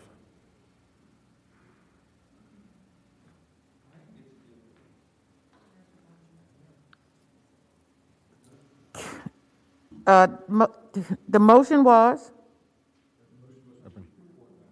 The motion is to move, is to report, and we did get a second. All in favor? Senator Lewis, do you have one more bill? Ayes 15, no zero. Ayes 15, no zero, the bill is reported. Yes, Senator ma'am. Lewis, you have one more bill? One more bill by Delegate Delaney, House Bill 2300. This is a fairly important measure too, Madam Chair. Body will recall, the committee will recall, I think we had similar legislation from Senator Vogel last year, resulting from a tragedy in her district and a constituent who had a crisis after being released from an emergency room, and actually his significant other testified in public comment on this particular bill. So what this bill does is require each hospital with an emergency department shall include provisions for appropriate screening and assessment of individuals experiencing substance use related emergencies and recommendations for follow-up care. And that may include the dispensing of naloxone or other opioid antagonists used for overdose reversal and issuance of a prescription for naloxone and information about accessing naloxone at a community pharmacy. These protocols may include referrals to peer recovery specialists and community-based providers of behavioral health sciences or providers of pharmacotherapy for the treatment of drug or alcohol dependence. The bill also convenes a work group with the Department of Health and the Department of Health Professions to develop recommendations for best practices for treatment and discharging these individuals from emergency departments. And then the bill goes on with recommendations for best practices related to and performing substance use assessments, prescribing and dispensing naloxone, connecting patients treated for opioid-related emergencies with community substance abuse resources, and identifying barriers to and developing solutions to increase the availability and dispensing of naloxone and other opioid antagonists. The bill provides that hospitals in the Commonwealth may enter into agreements with the Department of Health for the provision to uninsured persons of naloxone or other opioid antagonists used for overdose reversal. So, again, we heard public comment on this. It was a lot of support, and I don't think there was anybody in opposition to it. And there was recognition of the subcommittee on a vote of 5-0 that the bill be recommended to the committee for reporting, and I so move. It's been moved and seconded that House Bill 2300 be reported. With the amendment. Madam Chair, there were. I'm sorry. Yes, Madam Did Chair. we need to deal with the amendment first, Senator Lewis? There were amendments. I would move the amendments, Madam Chair. It's been moved and second that the amendments be agreed to. All in favor, please say aye. Aye. No, same right. Senator Lewis for a motion. And then I would recommend the bill be reported as amended, Madam Chair. It's been moved and second that the bill be reported as amended. All in favor or not, please designate on the electronic voting panel. Close the roll. Yes.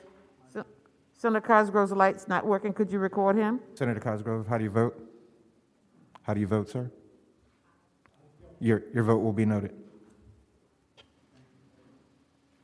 Ayes 15, no zero. Ayes 15, no zero. House Bill 2300 is reported with amendments. That concludes my report, Madam Chair. Thank you, Senator Lewis. I will inquire of the clerk. Does that complete the calendar? Madam Chair, that completes the docket. There being no further business, the committee will rise.